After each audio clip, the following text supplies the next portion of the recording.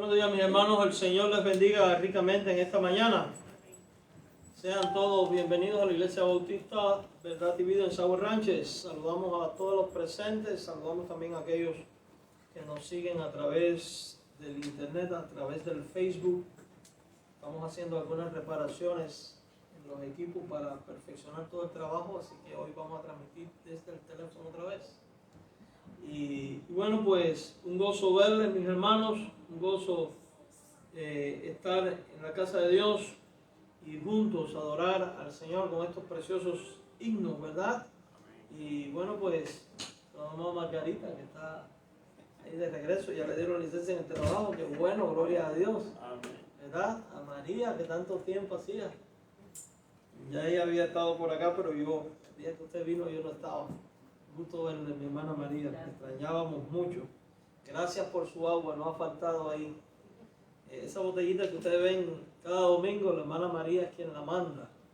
Ese es su ministerio, vamos a decir así, ¿verdad? Bien, pues sean todos bienvenidos y una vez más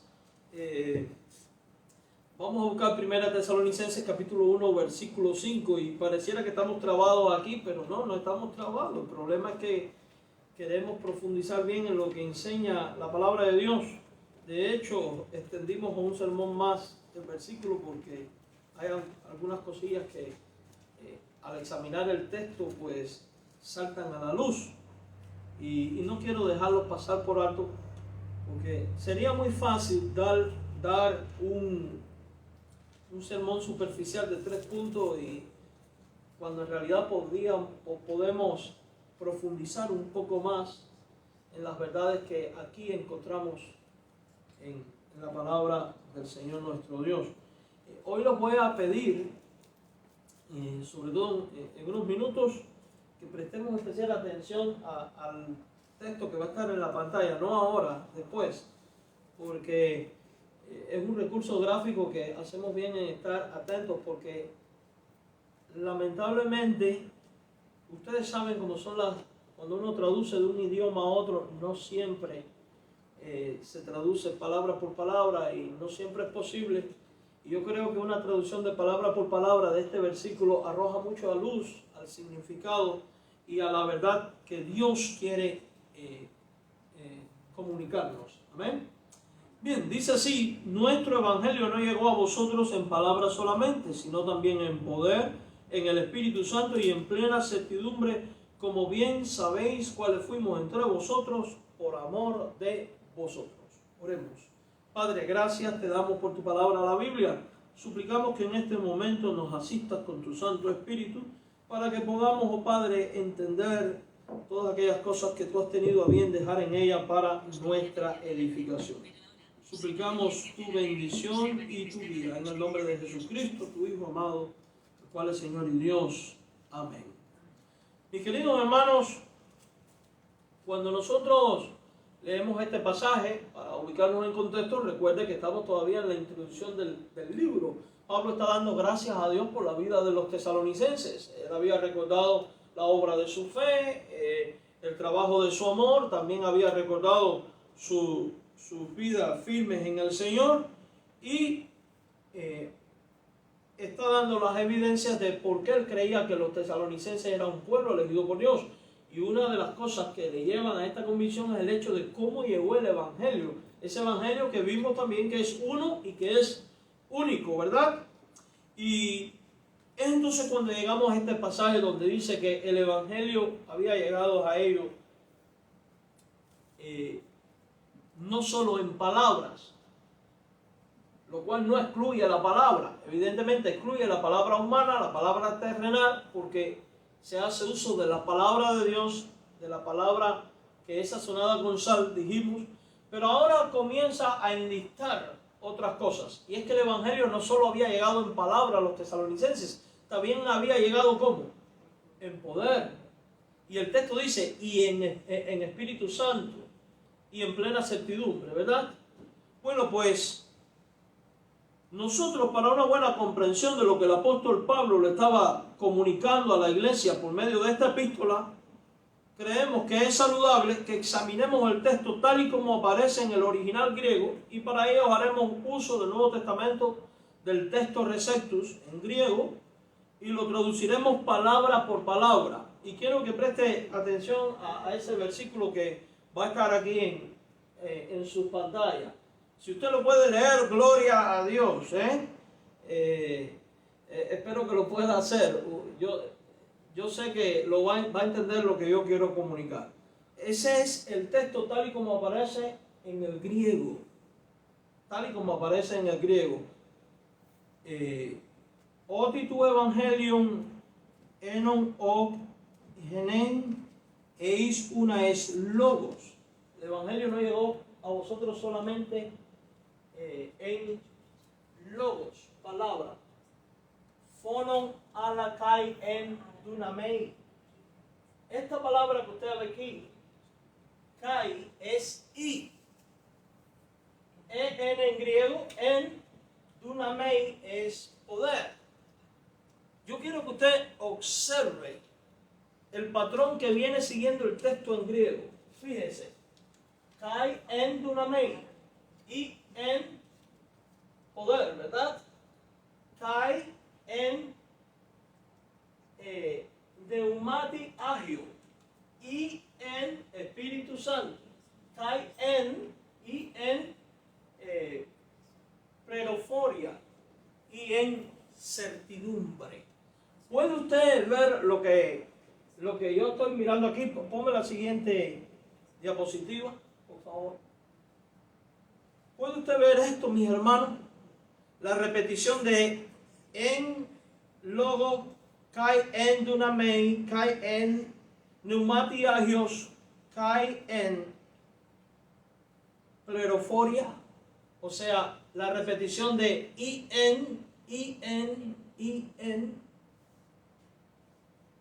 en palabra y en poder y en Espíritu Santo y en certeza. O sea que el evangelio había llegado a los tesalonicenses en estas cuatro cosas. ¿Lo puede ver? Esto es muy parecido al texto de Jesús dijo: yo soy el camino y la verdad y la vida. Bueno, pues aquí vemos esta misma repetición en el texto griego y usted quizás diga, bueno, pero ¿qué importancia tiene? Tiene mucha, porque algunas personas pueden pensar de que está hablando de que el evangelio vino en poder del Espíritu Santo. Y he visto muchos comentarios y la gran mayoría lo unen, pero en el texto original está ¿qué? Separado.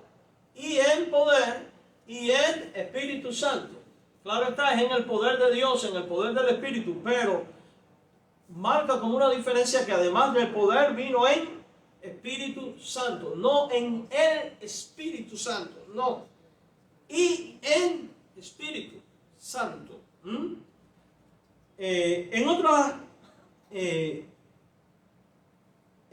otras, la traducción palabra por palabra de este texto, en otras palabras, la traducción de palabra por palabra de este texto quedaría de esta manera. Y si usted tiene su Reina Valera o cualquier otra Biblia, compáralo y va a notar la diferencia. Se traduciría de esta forma: porque el evangelio nuestro no llegó a ustedes en palabras únicamente, sino en poder y en Espíritu Santo y en plena certidumbre mucha. Fíjese, esto parece gramaticalmente ilógico en español, pero en el griego no es razonable. En certidumbre mucha. Y la palabra aquí mucha es abundante, o sea, con una certidumbre muy grande, muy profunda. Entonces, mis queridos hermanos, todo esto indica que el evangelio que le había llegado a los tesalonicenses era además de en palabra, en poder. Y la palabra en griego de la cual se traduce nuestra palabra poder es dunamei y significa lo siguiente: significa poder, ser capaz en sentido general, o sea, de llegar a tener la capacidad de hacer esto, aquello y lo otro. Ser capaz con referencia a la actitud que lo hace a uno capaz, y por eso a veces también puede traducirse como querer. En otras palabras, ser capacitado para. O sea que el evangelio no solo viene acompañado del mensaje de salvación, sino que también viene acompañado de ese poder que automáticamente al que cree en Cristo lo capacita para comunicar esta verdad del Evangelio a otras personas. Cristo nos salva no solo para su gloria y para que le demos el reino, sino para que hagamos la obra también, en tanto que el día llega, de evangelizar al mundo y comunicar las verdades del reino. Entonces, junto con la salvación, viene el poder para la evangelización. Y esto es interesante porque a veces oímos a creyentes orar: Señor, dame poder para evangelizar. Y vivimos en una época donde en la cristiandad se oye hablar más que nunca de poder.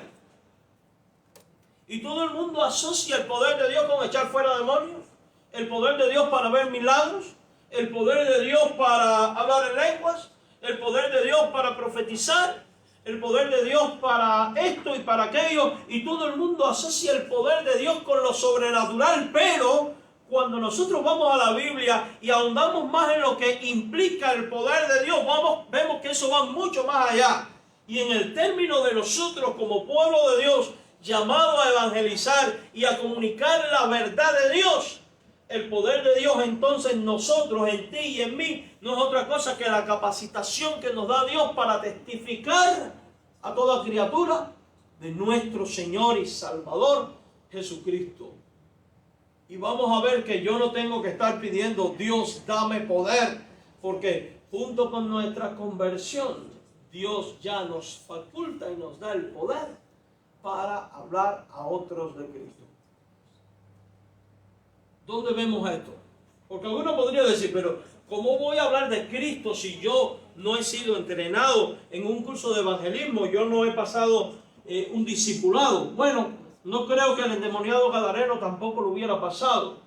Aquel hombre que estuvo por 4 años desnudo y viviendo entre los sepulcros, y cuando es liberado por Jesucristo, él le dice: déjame seguirte, y Jesús le dice: no, ve y dile a los tuyos lo que Dios ha hecho contigo. Esto es interesante. Dios te capacita desde el momento en que hace su obra en ti para que tú vayas a los tuyos y le digas a los tuyos lo que Jesucristo ha hecho contigo. Ahora mi pregunta es: ¿ha hecho Jesucristo algo contigo, sí o no? Pues no hay mejor plan de salvación que contarle a los tuyos eso que Jesús hizo por ti, hizo contigo y está haciendo en ti. ¿Se da cuenta que sí tenemos ese poder? Sí tenemos esa autoridad. Lo que pasa es que nos han llenado la cabeza de otros conceptos errados y pensamos que el poder es algo secundario o una segunda bendición o algo que viene a posteriori de haber sido salvados. Y vienen juntos, es un solo paquete, es un todo incluido.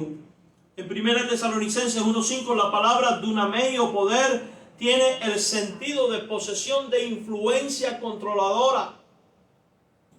Se entiende a menudo como influencia que se manifiesta sobre la realidad de una manera sobrenatural. Y es que esto es algo sobrenatural porque es algo que viene de Dios.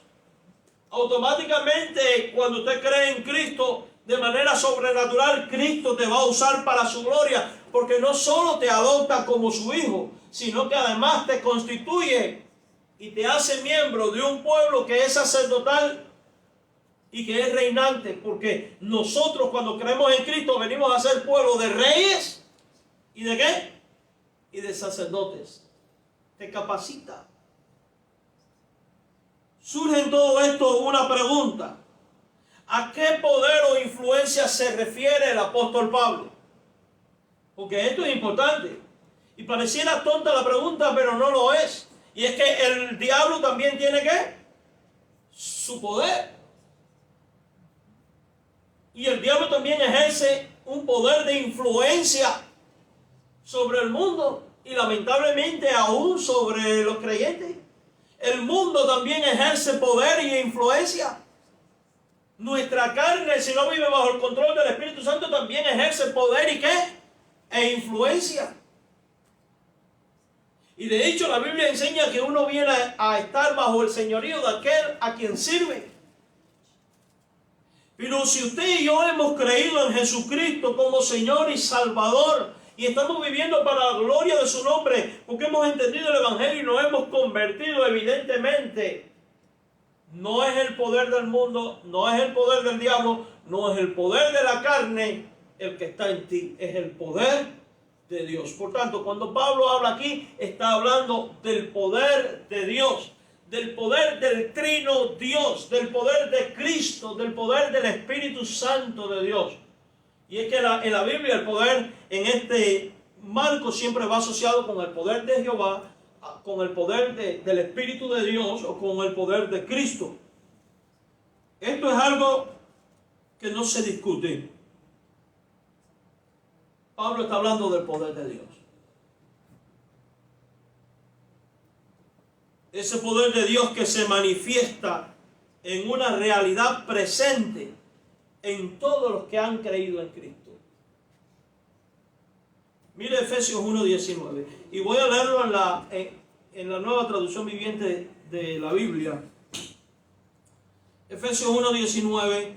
También pido en oración que entienda la increíble grandeza del poder de Dios para nosotros, los que creemos en Él.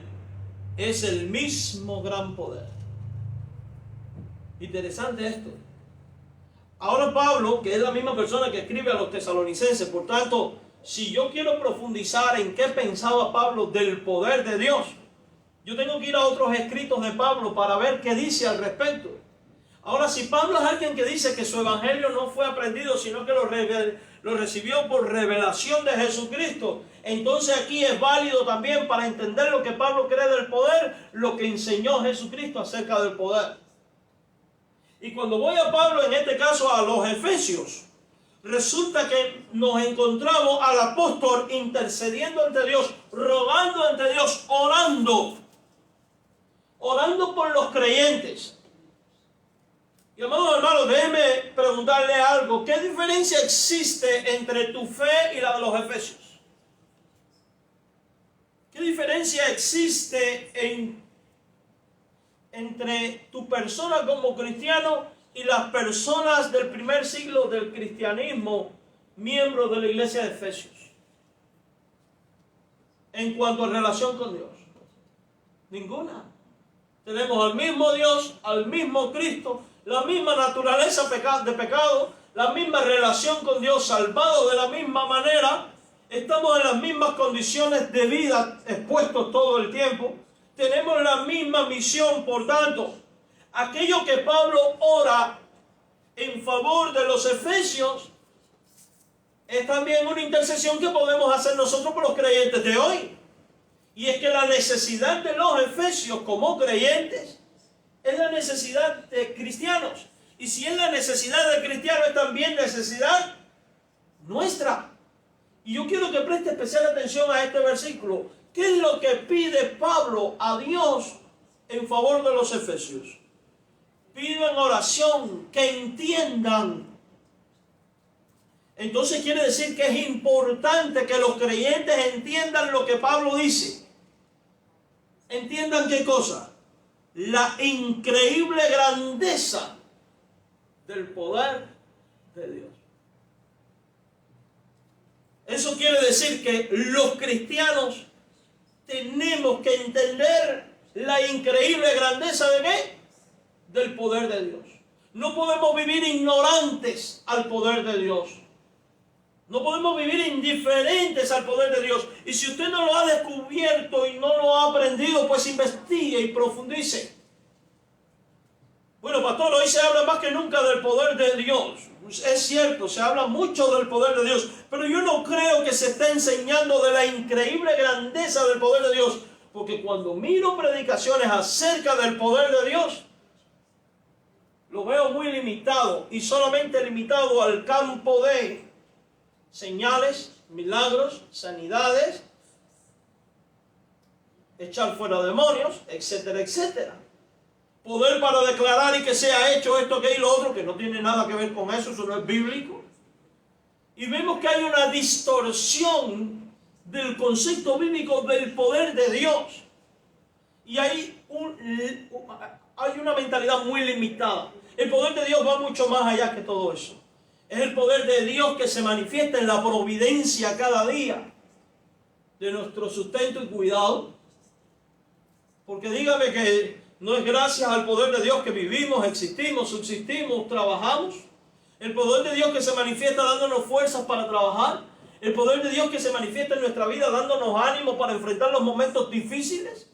El poder de Dios que se manifiesta cuando yo estoy en escasez o en necesidad y veo que de buenas a primeras se abren puertas y lo que era inimaginable empieza a suceder. El poder de Dios que provee por gracia. El poder de Dios que nos sustenta por gracia. El poder de Dios que se glorifica en nuestras debilidades. Que cuando creemos que no servimos, que no valemos nada, Dios se manifiesta a través de nosotros para una obra grande. Ese poder de Dios que toma a lo inservible del mundo, a lo menospreciado del mundo para humillar a los sabios. Ese poder de Dios que toma al hermano simple y le da una sabiduría y un conocimiento y una fe limpia, pura, que impacta a otros. ¿Eso no es poder de Dios? Ese poder de Dios que llega a una vida hecha un perfecto desastre gracias al pecado y que lo transforma plenamente. Ese poder de Dios que vence el pecado, que vence a la muerte. Ese poder de Dios que da vida. Ese poder de Dios que mueve cielo y tierra si tiene que moverlo por bendecirle. Ese poder de Dios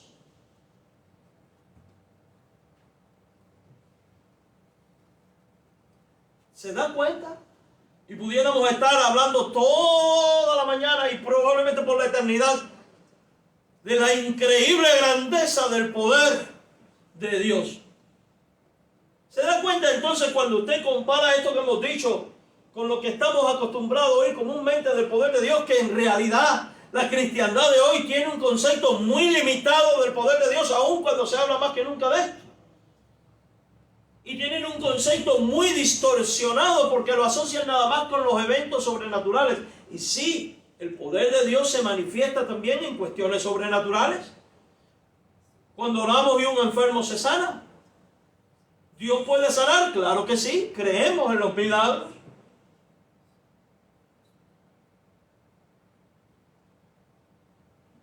Cuando Dios libera a alguien de demonios, cuando Dios restaura vida, rompe cadenas con su poder, creemos en lo sobrenatural. La Biblia está llena de este poder de Dios manifestado.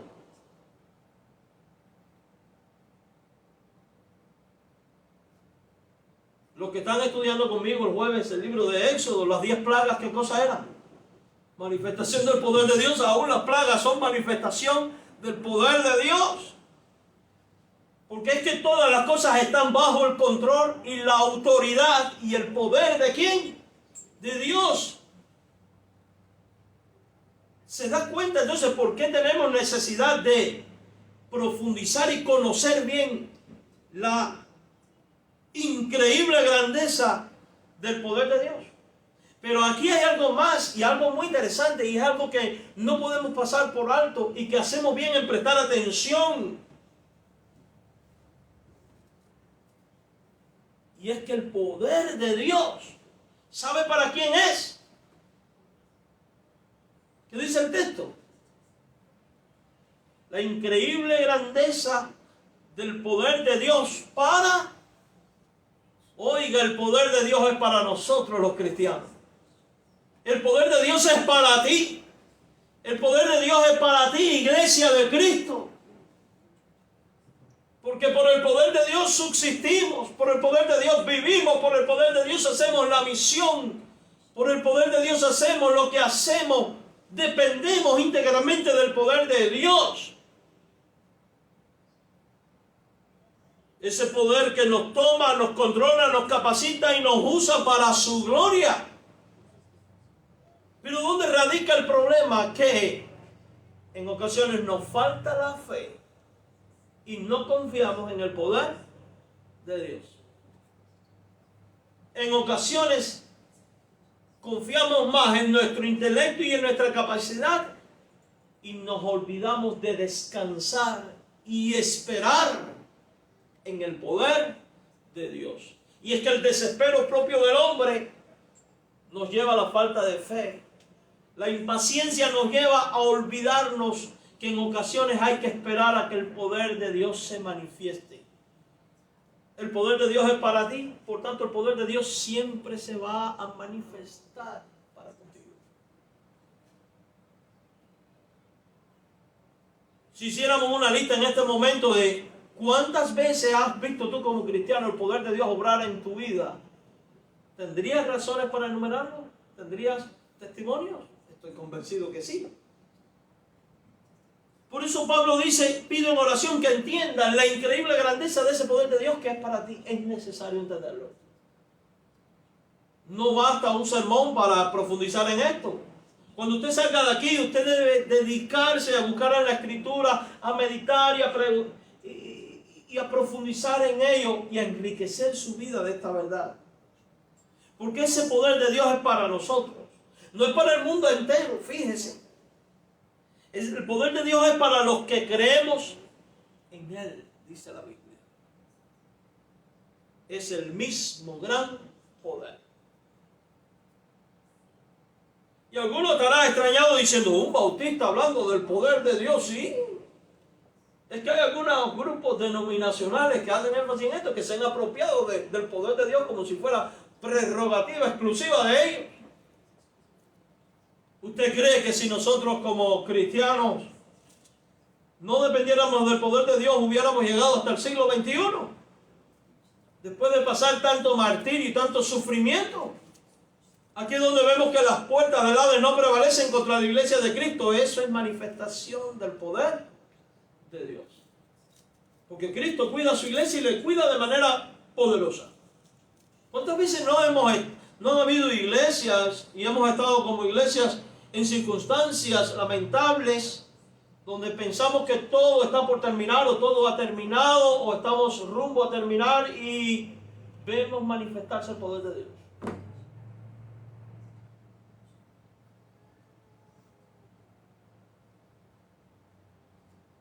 Por eso digo que se manifiesta y es una realidad presente en todos los que han creído en Él. Es una realidad en ti y es para ti. Te toca a ti entonces reaccionar y actuar en pro de esta verdad. Yo no puedo hacer que usted se agarre y dependa y confíe y descanse y espere en el poder de Dios. Eso es algo que le toca cultivarlo aquí, a usted como individuo. Yo solo puedo enseñar. Amado hermano, este texto es maravilloso. El poder de Dios es increíblemente grande.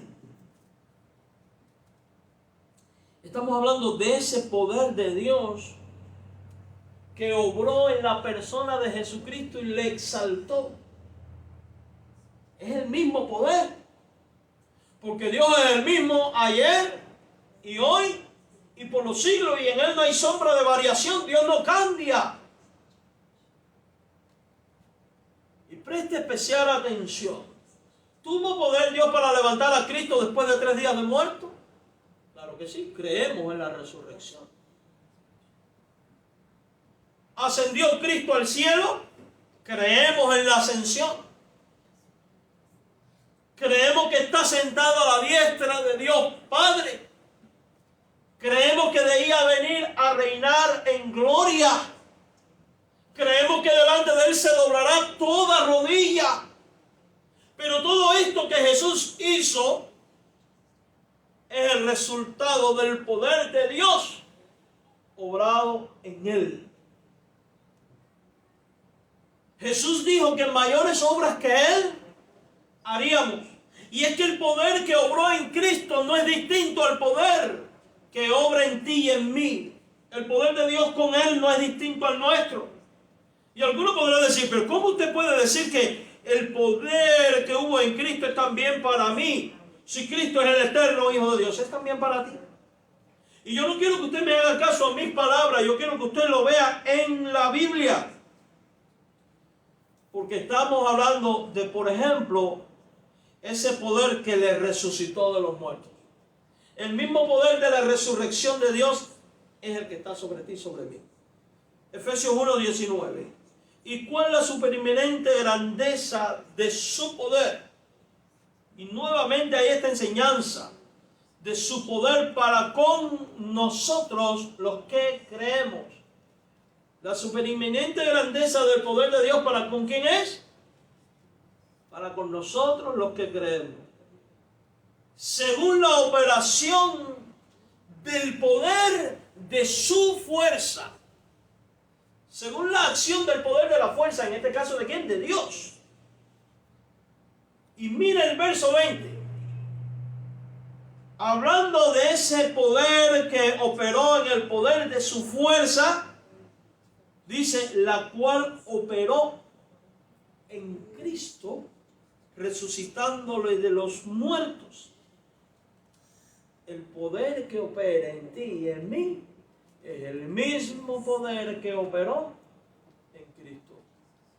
Amados hermanos, a la final trompeta, ¿qué pasará con los muertos en Cristo?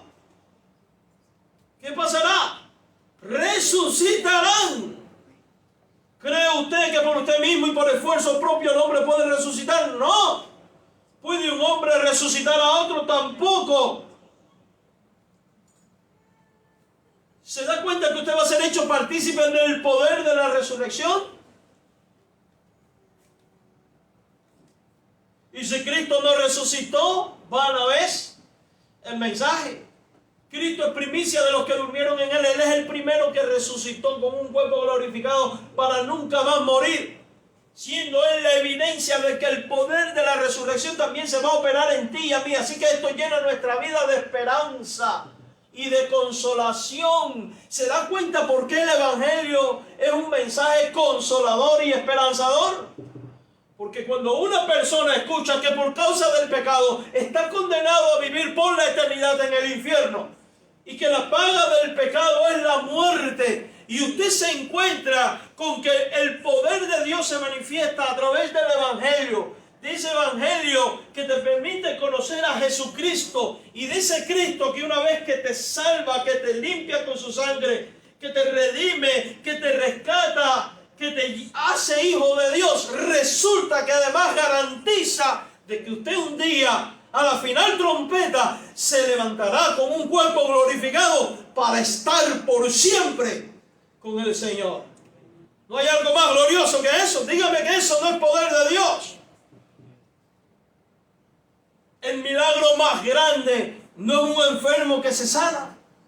El milagro más grande no es el mar rojo que se abrió.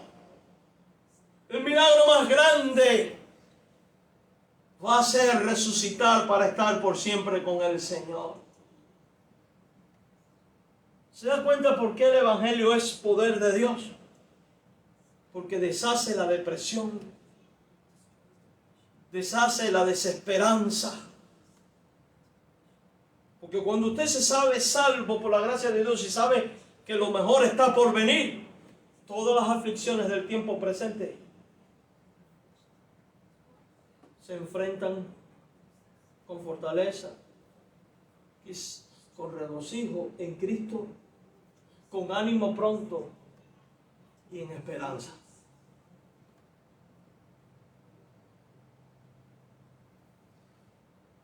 Ese es el poder de Dios, el que resucitó a Cristo, el poder que lo entronizó en los cielos.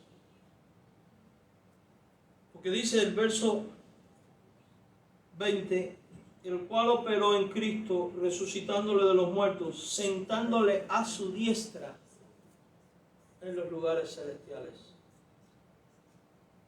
Es ese poder que le hizo Rey y Señor.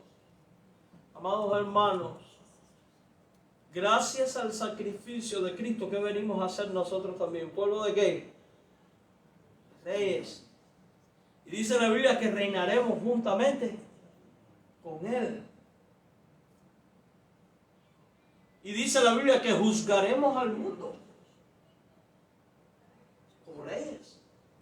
Por eso somos coherederos con Cristo. Ese poder que exaltó a Cristo es el poder que se va a manifestar para toda exaltación. ¿Se De tal manera que vas a resucitar un día con un cuerpo glorificado para reinar eternamente por el poder de Dios con Cristo. ¿No es eso maravilloso, mis hermanos? ¿Se da cuenta por qué Pablo dice: estoy seguro de vuestra elección porque el Evangelio llegó con poder? Porque es que esto solo aplica a los elegidos, porque a los que antes conoció, a estos predestinó, a los que predestinó, a estos llamó, y a los que llamó, glorificó.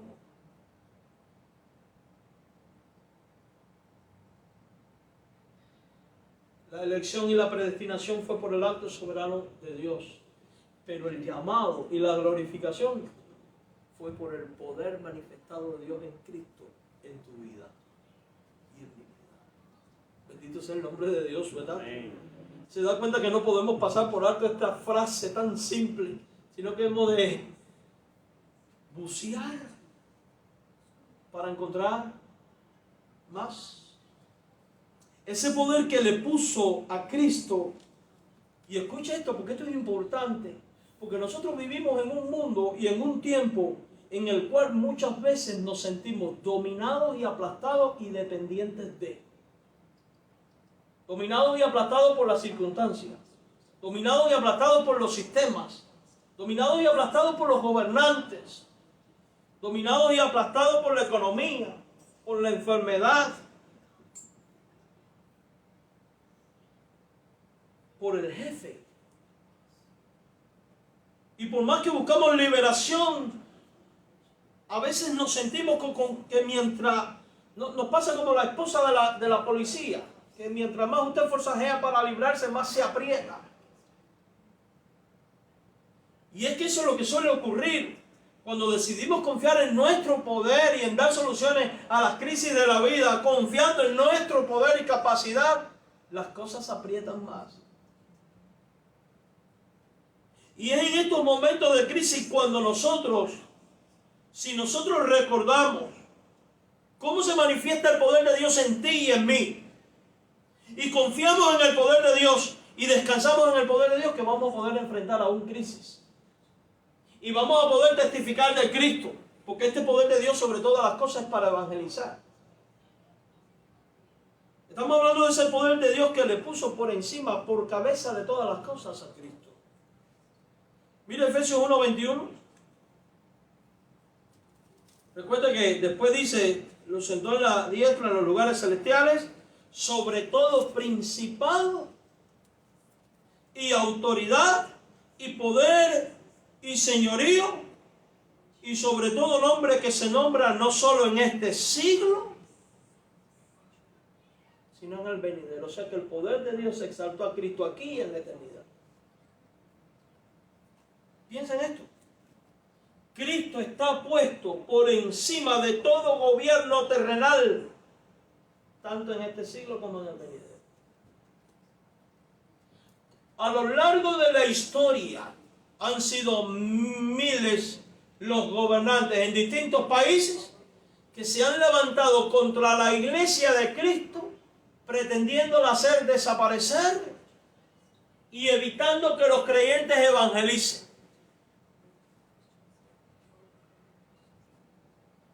Imperios se han levantado una y otra vez e imperios han caído. Y nosotros, 21 siglos después, aquí estamos. Y no solamente que aquí estamos, aquí estaremos. Y estaremos por los siglos de los siglos. No por otra cosa que por el poder de Dios real, presente y manifestado en la iglesia de Jesucristo. Los emperadores romanos persiguieron a los cristianos, los martirizaron, el imperio de Roma cayó y la iglesia siguió. ¿Se da cuenta por qué Pablo dice el evangelio llegó en poder? Porque es poder para seguir testificando en medio de la oposición como misión. Entonces, como iglesia nosotros debemos pensar siempre esto. Los gobernantes se pueden levantar en contra nuestra, pero mayor que el más grande de los gobernantes es Cristo. Que el poder de Dios le ha puesto por encima de. ¿Recuerdan ustedes cuando los fariseos, que fueron los primeros que se levantaron en persecución contra los cristianos, evitando la evangelización, agarran preso, toman preso a Pedro y a Juan, y en aquel concilio le dicen, vayan y no prediquen más en el nombre de Jesús? ¿Qué le dice Pedro? Es necesario obedecer a Dios antes que a los hombres. Prácticamente le está restregando esta verdad en su cara. Dios está por encima de ustedes mismos. ¿Quiénes son ustedes para decirme a mí? No prediques. ¿Usted cree que Pedro lo hizo por su propia fuerza? No, Pedro logró hacer eso porque el poder de Dios estaba con él. ¿Sabe por qué? Porque cuando el poder de Dios no estaba con Pedro y vino aquel momento en el cual prenden a Jesús, ¿qué hizo Pedro? No solo huyó, sino que después fue y le negó. ¿Se da cuenta el cambio que hubo en Pedro? Antes de y después de. Y es que el poder de Dios nos faculta y nos capacita. Recuerde que seremos llevados ante tribunales y magistrados por causa de nuestra fe. Y el poder de Dios se va a manifestar dándonos la palabra oportuna, recordándonos todas las cosas. Y en caso de martirio, dándonos la gracia y la fortaleza para abrazar el martirio con dignidad, honrando a Jesucristo. Aún abrazar el martirio es una cuestión del poder de Dios, porque hay que tener mucho valor para oír decir, estás sentenciado a muerte, pero si reniegas de tu fe te salvas. Pero cuando usted confía en que el poder de Dios levanta de los muertos, que me maten 1000 veces si le da la gana.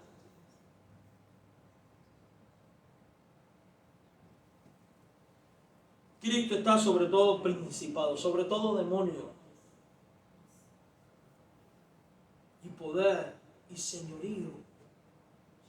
Cristo está sobre todo nombre que se nombra. Quiere decir que no hay un solo nombre en la faz de la tierra a lo largo de la historia sobre el cual Cristo no haya estado. Observe la Biblia y lo va a ver. ¿Se acuerdan ustedes de Nimrod? Aquel hombre que porque alguien lo golpeó le cortó la cabeza a uno y dijo que si alguien le hacía algo iba a matar no sé cuántos más, y era temible y fiero, dice la Biblia. Dios estaba por encima de él. ¿Recuerda la generación de Noé? Perversa, no dar más. Y Dios se manifestó por encima de ellos, trayendo un diluvio y salvando a quién? A los suyos. ¿Recuerdan ustedes al faraón de Egipto? Un hombre que se creía a Dios, todopoderoso, invencible. El poder de Dios se manifestó y bien manifestado ahí.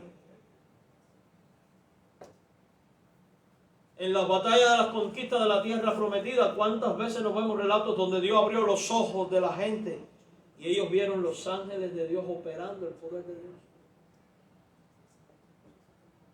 Yo creo que a cada rato tenemos que decirle a Dios, Señor, abre también mis ojos para que yo pueda ver. Porque a veces estamos tan centrados en nosotros mismos y en nuestras angustias que se nos olvida que el poder de Dios se está manifestando. Amén. El poder de Dios no se limita a esta época, es también por los siglos. Ahora hay algo que no podemos olvidar, algo que debemos de limitar muy bien. Y digo esto porque es muy fácil cruzar esta línea como iglesia. Es que el poder de Dios está por encima de la iglesia. A veces nosotros nos creemos que como iglesia, como líderes, estamos por encima de Dios. Y planificamos y trazamos y queremos y hacemos nosotros confiando en nuestra astucia y nos olvidamos del poder de Dios y después que hacemos todo le decimos Dios bendícenos. Y es como que este es el proyecto, tú lo tienes que bendecir, y las cosas no son así. Efesios 1:22 dice que, hablando de Cristo, sometió todas las cosas bajo sus pies y lo dio por cabeza sobre todas las cosas. Cristo es cabeza de la iglesia. Entonces se da cuenta de qué poder estamos hablando y la importancia que tiene.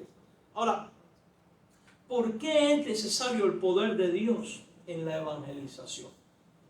Porque el texto de 1 Tesalonicenses 1:5 está en un contexto de evangelización. El evangelio llegó a vosotros. Y después vemos a los creyentes de Tesalónica en Macedonia y Acaya evangelizando, imitando a los apóstoles, ¿verdad? Bueno, ¿por qué es necesario el poder de Dios en la evangelización? Romanos 1:16 tiene la respuesta perfecta para esto. Y es lo primero que debe tener presente usted a la hora de hacer evangelismo, a la hora de contemplar la acción evangelizadora de la iglesia. ¿Y sabe por qué? Porque a veces nosotros creemos que las conversiones y la eficacia de la evangelización está condicionada por los métodos o estrategias más o menos eficaces que seamos capaces de diseñar e implementar. Y terminamos confiando en nosotros mismos. Y de ahí que encontramos una mercadería en el cristianismo moderno en torno a la evangelización. Hay que definir cuál es la visión y cuál es la misión, para después desarrollar objetivos, cómo vamos a ejecutar la misión y trazar metas. Esperamos que se conviertan 50 personas. Y se nos olvida que el que añade a la iglesia a los que han de ser salvos es el Señor. Que se salvan solamente aquellos que están ordenados para vida eterna. Y terminamos confiando más en las estrategias de los hombres y viéndola como una política de mercado que descansando en el poder y en la voluntad de Dios en el quehacer evangelizador. Esto es importante. ¿Por qué es necesario el poder de Dios en la evangelización? Confiar en el poder de Dios, descansar en el poder de Dios y esperar en el poder de Dios en la evangelización. Porque el evangelio, dice Romano, es poder de Dios que actúa para salvación. Miren Romanos 1:16. Pablo dice, cuando escribe a los romanos, no me avergüenzo de la buena noticia del evangelio acerca de Cristo. La pregunta que surge es, ¿por qué Pablo no se avergüenza del evangelio de Cristo? La razón por la cual Pablo no se avergüenza es porque ese evangelio de Jesucristo, ese mensaje del reino de Dios en Cristo, ese mensaje de que Cristo es el camino, verdad y la vida, y que es la única manera de llegar al Padre y de ser salvo, es poder de Dios en acción. Entonces, cuando usted está evangelizando a alguien, en ese momento que usted está dando testimonio de Cristo, que es lo que está actuando por ti y en ti y a través de ti, ¿el poder de quién? De Dios. Si tú ahora me dices que voy a adoptar esta estrategia y este paso aquí, este paso acá y acá, usted está confiando en un sistema. Y por eso hay tantos fracasos y hay tantas falsas conversiones.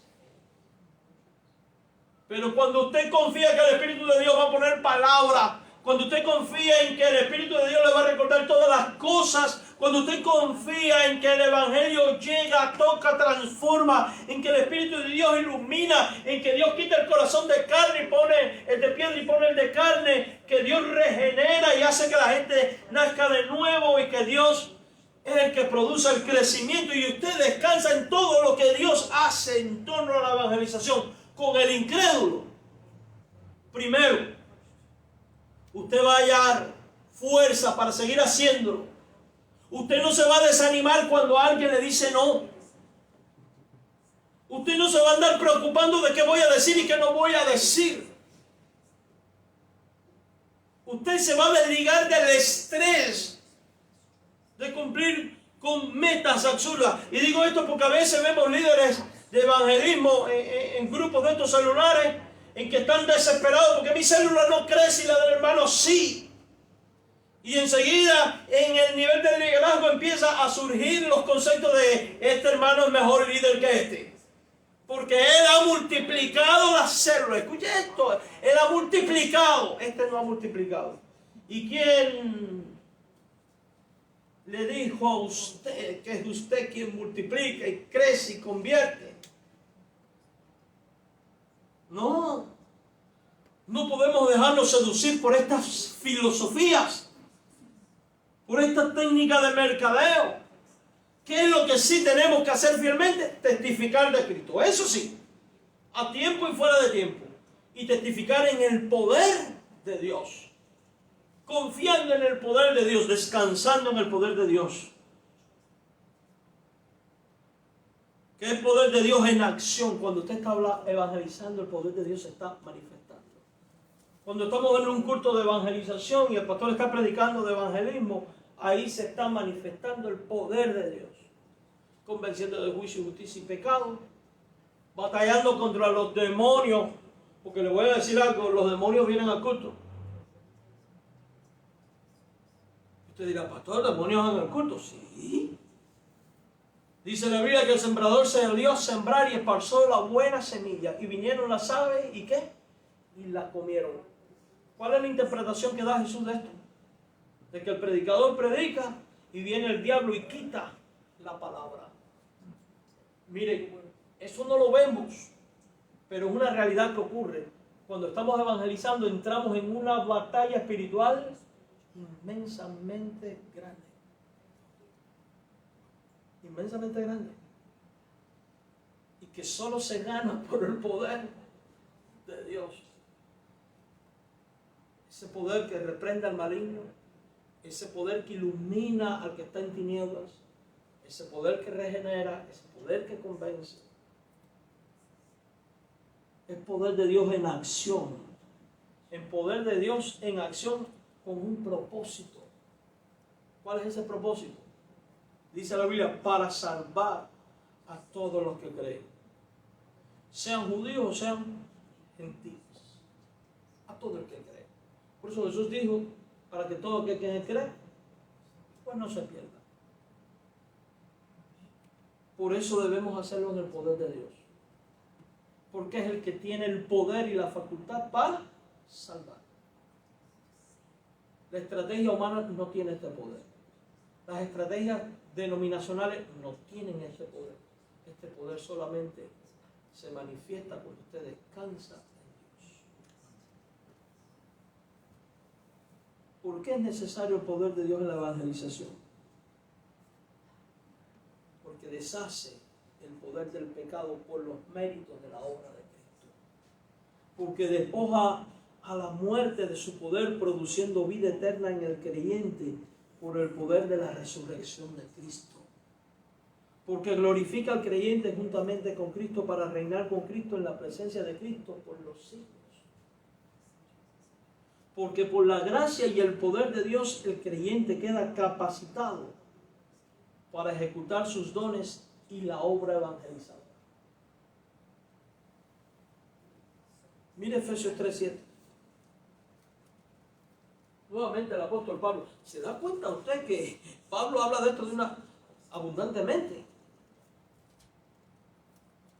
Por la gracia, y lo estoy leyendo en esta traducción, ¿ok? Por la gracia y el gran poder de Dios, se me ha dado el privilegio de servirlo anunciando esta buena noticia, anunciando el Evangelio. El privilegio de anunciar el Evangelio es el resultado de la gracia, del don de Dios y del poder de Dios en él. Porque el poder de Dios está en Pablo, Pablo puede evangelizar. En otros, cada uno tiene el don que tiene gracias a la gracia de Cristo, que nos capacita para ello. Pero estamos hablando en el contexto de evangelización. Amados hermanos, alguno podría decir, bueno, pero eso fue con Pablo. Es que esto no fue prerrogativa exclusiva de Pablo. No. Fue con cada uno de nosotros. Y por eso debemos preguntarnos, ¿cuándo viene ese poder sobre nosotros? ¿Tengo que buscarlo? ¿Tengo que empezar a orar, Dios, dame de tu poder?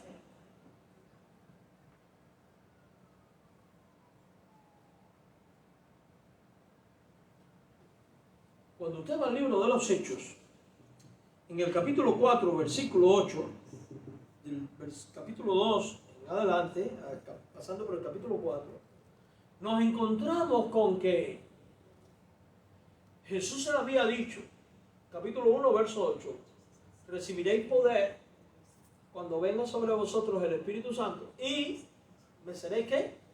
Testigos. Capítulo 2, viene el Espíritu Santo, todos fueron llenos del Espíritu, empezaron a hablar en distintos idiomas y dice el versículo 11 que hablaban las maravillas de Dios. ¡Qué maravillas! No creemos que sean milagros, creemos que fue el mensaje de salvación. ¿Por qué? Porque después más de 3.000, 2.000 o 3.000, no recuerdo el número, se bautizaron. O sea que si hubo bautizo, hubo arrepentimiento. Si hubo arrepentimiento, hubo exposición ¿de qué? Del Evangelio. Porque los discípulos tenían muy claro que solamente debían ser bautizados los creyentes. Cuando todos están hablando en distintos idiomas, hubo un grupo en particular que empieza a hacer mofa de ellos y empieza a decir, estos están todos borrachos. En mi país diríamos en nota. Están todos borrachos. Y en este contexto es que Pedro se levanta y en el capítulo 4, verso 8 dice, entonces Pedro, lleno del Espíritu Santo, le dijo, gobernante del pueblo y ancianos de Israel. Y empieza toda la predicación. Ojo, Jesús había dicho, cuando venga el Espíritu me seréis testigo. Anterior a ello el Espíritu iba y venía, pero no estaba permanentemente en los discípulos. Y cuando el Espíritu no estaba en los discípulos, ellos no tenían poder ninguno, porque el poder venía cuando viniera aquí el Espíritu. Por eso cuando prenden a Jesús, Pedro huye como todos y le niega. Pero ahora ante la adversidad, la burla, la persecución, no vemos a un Pedro que huye, sino a un Pedro que se enfrenta a todo el mundo y dice, esto no es así. Y predica y la gente se convierte. Oiga, ¿cómo pudo cambiar tan radicalmente a alguien en tan solo 40 días? Nadie cambia en 40 días a menos que el Espíritu de Dios haga su obra sobrenatural y poderosa en su vida.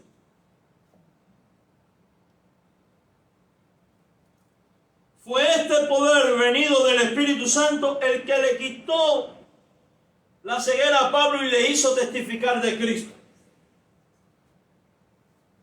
Si usted va a Hechos 9, 17 al 20, dice, fue entonces Ananías y entró en la casa y poniendo sobre él las manos dijo, hermano Saulo, el Señor Jesús que se te apareció en el camino por donde venía, me ha enviado para que recibas la vista. Aquí hay manifestación del poder de Dios y sea lleno del Espíritu Santo. Y al momento le cayeron de los ojos como escamas. Ya vemos el poder de Dios manifestándose. Recibió al instante la vista y levantándose fue ¿qué? Bautizado. Habiendo tomando alimento, recobró fuerza. Estuvo Saulo por algunos días con los discípulos que estaban en Damasco, o sea, con los cristianos. Oiga, y esta es la parte que nos concierne. ¿Cómo ver cómo el poder de Dios se manifiesta en la evangelización?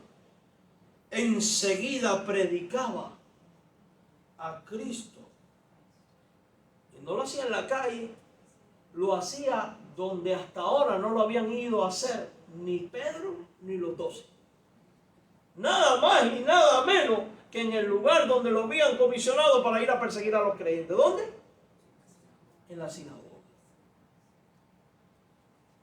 diciendo que Jesús era el Hijo de Dios, el Mesías. Si esto no es el poder de Dios manifestado en su vida para la evangelización, ¿qué es esto, hermanos? Se da cuenta que siempre que hay este sentir de que cuando viene el Espíritu, viene el poder. Con el advenimiento del Espíritu viene ¿qué? El poder. Y dentro de las tantas cosas que hace el poder de Dios es capacitarte y hacerte ¿qué? Testificar. Por eso Pablo dice, el Evangelio llegó a vosotros en poder. Fue este poder del Espíritu de Dios el que facultó a Pablo para llenar a Jerusalén y a sus alrededores del Evangelio. Mire Romanos 15. Así que tengo razón de estar entusiasmado por todo lo que Cristo ha hecho por medio de mí al servir a Dios. Oiga, si alguien no tenía razón para estar con tanto entusiasmo era Pablo. Había estado enfermo, perseguido, lo había perdido todo, estaba medio ciego, el pobre. Cuando leemos ciertos autores del primer siglo que describen a Pablo, dice que él le supuraba pus por los ojos. Dice que tenía las piernas chuecas, era chiquito. En otro, Pablo era feo cantidad. Lo vemos que dice que ha estado enfermo. Dice que lleva sobre su cuerpo las marcas del sufrimiento de la cruz de Cristo. Y nos encontramos a este hombre que no fue recibido en algunas iglesias, que fue calumniado, que otros decían él no es apóstol. Y pese a todo eso que se estaba levantando en contra de él, Pablo le dice a los romanos que él está entusiasmado. O sea que a él las circunstancias adversas en torno a la evangelización nunca le desanimaron.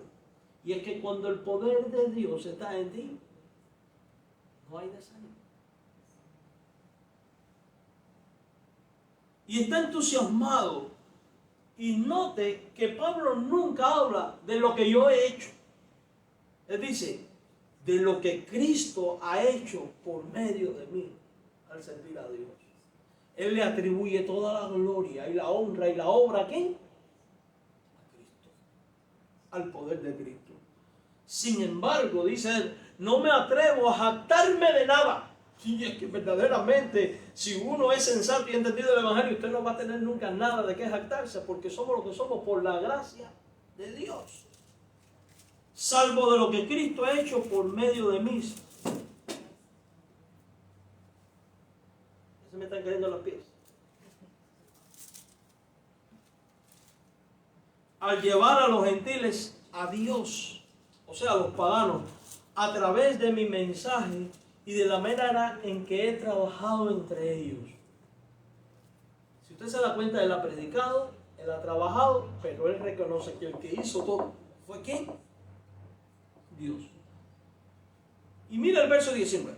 Los gentiles se convencieron por el poder de señales milagrosas y maravillas y por el poder del Espíritu de Dios. ¿Qué es lo que convence, mis hermanos? Bueno, en el caso de ellos particular fueron las señales. Pero más que las señales, ¿el poder de quién? Del Espíritu de Dios. Cuando alguien se convierte es porque el poder del Espíritu le ha convencido. De esa manera presenté con toda plenitud la buena noticia de Cristo desde Jerusalén, el poder del Espíritu. De esa manera, o sea, en el poder del Espíritu, presenté con toda plenitud la buena noticia, el Evangelio de Cristo, desde Jerusalén hasta llegar a las regiones de Ilírico. Nuestra Biblia dice, lo he llenado todo con el Evangelio, gracias al poder. ¿Sabe lo que eso te está diciendo, iglesia? Que si actúas conforme al poder de Dios y descansas en el poder de Dios, también nosotros hoy podemos llenarlo todo con el Evangelio de Cristo. Porque solo por el poder de Dios o del Espíritu Santo se puede testificar de Cristo. Solo en el poder del Espíritu. ¿Por qué usted cree que Jesús le dijo a los discípulos, no se vayan de Jerusalén, esperen a que venga sobre vosotros el Espíritu de Dios? ¿Lo recuerdan? Y que dice Hechos 1:8, recibiréis poder cuando el Espíritu Santo descienda sobre ustedes. ¿Cuándo se recibe el poder, hermano? Cuando desciende sobre el cristiano, ¿qué cosa? El Espíritu Santo. El Espíritu, ay, cambié esta cosa por hacer así. El diablo está molesto. Quita. ¿Cuándo se recibe el Espíritu Santo? ¿Cuándo? Dígame. ¿Cuando hablan lenguas? Como dicen algunos. Yo no he leído eso en la Biblia. Lo que sí he leído es que recibiréis poder cuando haya venido sobre vosotros el Espíritu Santo. Y a consecuencia de haber recibido el Espíritu Santo y por ende el poder, dice, y kai, otra vez aquí en griego, me seréis testigos en Jerusalén. El poder de Dios es para testificar. Entonces fíjense, ¿cuándo se recibe el poder? Cuando se recibe al Espíritu Santo. ¿Y qué pasa cuando recibimos al Espíritu Santo y por ende su poder? Quedamos facultados para testificar. Ahora viene la pregunta del millón. ¿Y cuándo recibimos al Espíritu Santo? Porque si el poder se recibe cuando recibimos el Espíritu, la pregunta que toca ahora es ¿cuándo recibimos el Espíritu Santo? Algunos, desde la antigüedad, han enseñado que la recepción del Espíritu Santo ocurre después de ser salvo. Y en una segunda bendición. O una segunda obra de gracia, le han llamado algunos. Y esta gente te dice, usted primero es salvo y después recibe el Espíritu Santo. O tiene que buscar al Espíritu Santo para que se derrame sobre tu vida. Esto tiene sus raíces en una comprensión no saludable del cambio operado de la ley a la gracia. O es que Pedro primero fue salvo y después fue que recibió el Espíritu. En ellos sí, pero en el resto no. Oh, pero es que yo veo que los apóstoles impusieron la mano y recibieron el Espíritu. Es que el orden que sigue el libro de los Hechos es una confirmación de que se iba a ser testigo en Jerusalén, Judea, Samaria y hasta el último de la tierra. Fíjense que cada vez que se habla de recibieron el Espíritu, es Jerusalén, Judea, Samaria y los gentiles. Ya después de ahí no hay más mención de eso. ¿Por qué? Porque es la evidencia de que se estaba extendiendo la gran comisión. Ahora, hay un detalle aquí. Hay un detalle aquí, mis hermanos. La práctica viene después del catolicismo romano, donde cuando surge el sacramentalismo, por el sacramento del bautismo, usted es liberado de la culpa del pecado y salvado de la culpa original. Pero después, en el sacramento de la confirmación, que es el momento en el cual el obispo te unge con aceite y te impone las manos, tú recibes al Espíritu Santo y quedas añadido al cuerpo de Cristo, etcétera, etcétera. ¿Se da cuenta esto de primero ser salvo y después tener el Espíritu? Bueno, pues esto después es adoptado en los movimientos de santidad, iniciado especialmente con Juan Wesley, el fundador del metodismo, y adoptado luego por las iglesias carismáticas y pentecostales, donde se empezó a enseñar de que primero había que ser salvo y después buscar el Espíritu. Y que el Espíritu no es para todos, sino que es para algunos solamente, y que la evidencia externa de esto es hablar en lenguas. Y todo eso puede sonar muy lógico y muy práctico. Y es interesante que a estos movimientos nos acusan a nosotros de ser personas que no creemos en el Espíritu Santo, en la llenura, unción, bautismo y recepción del Espíritu. Y es importante que deshagamos el mito por medio de la exposición.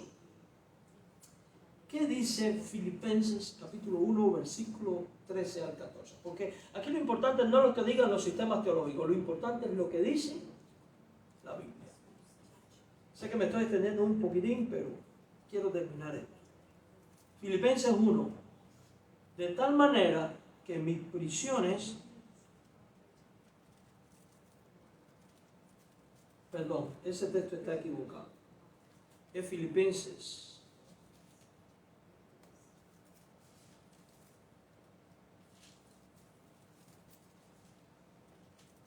Creo que es Efesios 1:13. Efesios 1:13. Vamos a buscarlo en la Biblia. Yo copié mal la cita. Quiero que lo leamos. Efesios capítulo 1, versículos 13 y 14. Dice: en él también vosotros, habiendo oído la palabra de verdad, el evangelio de vuestra salvación. ¿Ustedes lo han oído, hermano? El evangelio, ¿verdad? Y habiendo creído en él, o sea, una vez que la persona escucha y cree, ¿qué pasa con ella? Fuiste sellado con el Espíritu Santo de la promesa. Viniste a ser marcado por el Espíritu, que es la garantía de nuestra herencia hasta la redención de la posesión adquirida. ¿Cuándo viene el Espíritu Santo a una persona? Cuando la persona confiesa a Jesucristo como Señor y Salvador y cree el Evangelio. Todos. Entonces no es para algunos, ¿es para qué? Entonces piensen en esto.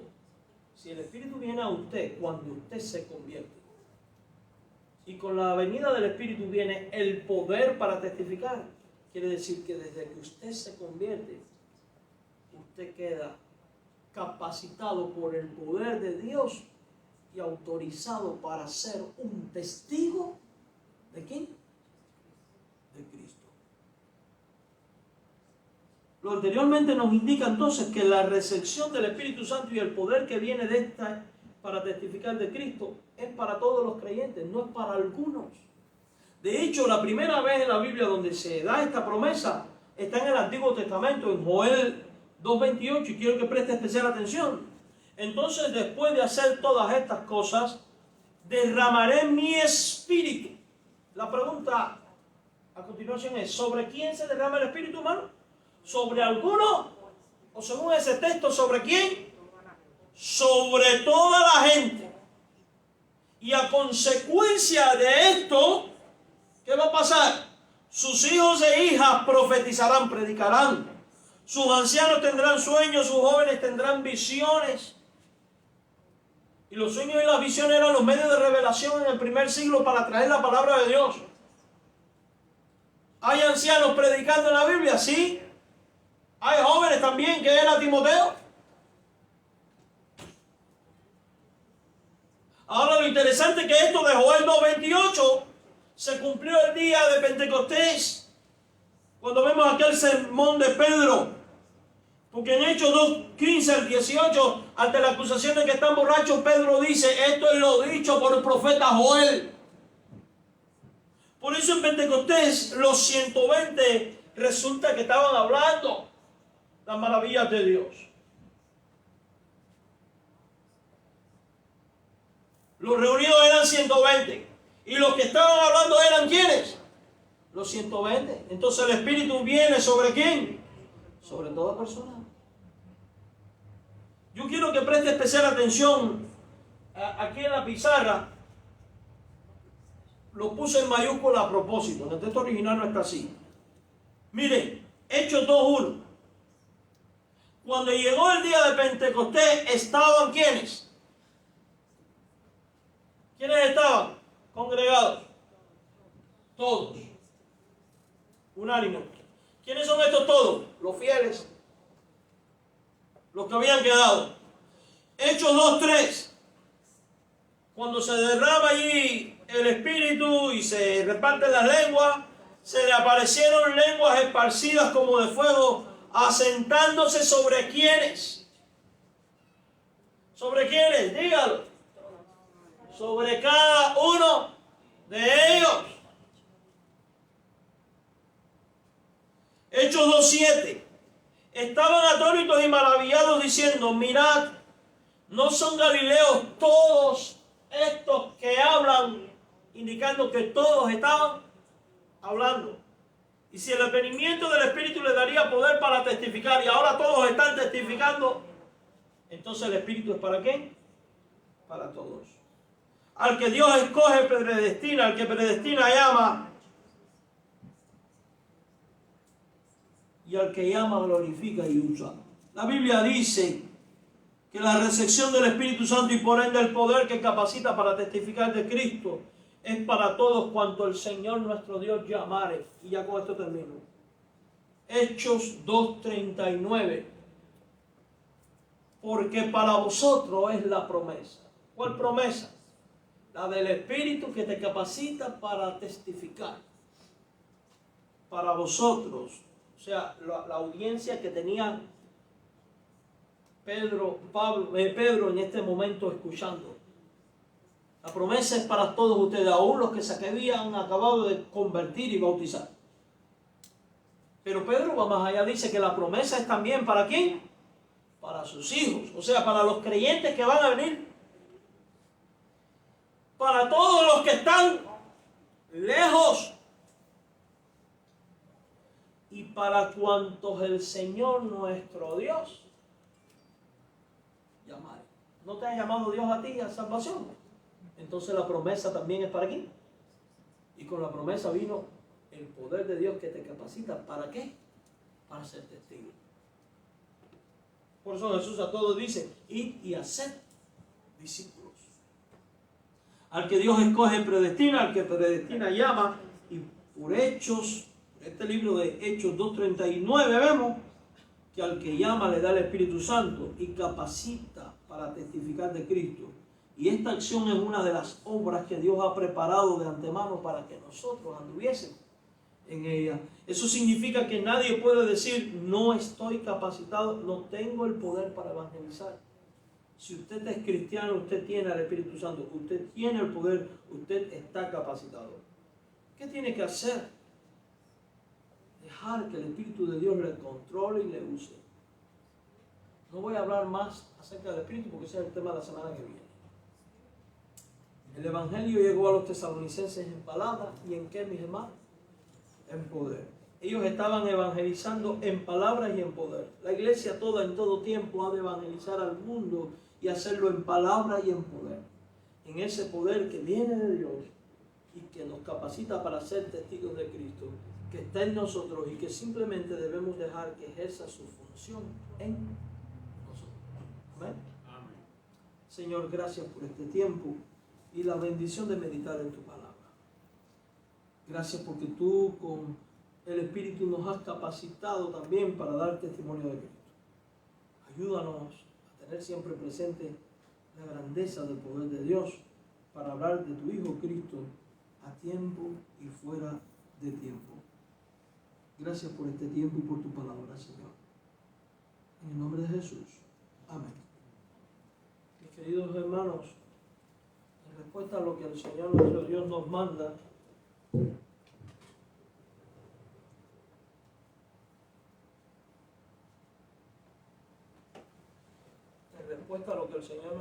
nos manda,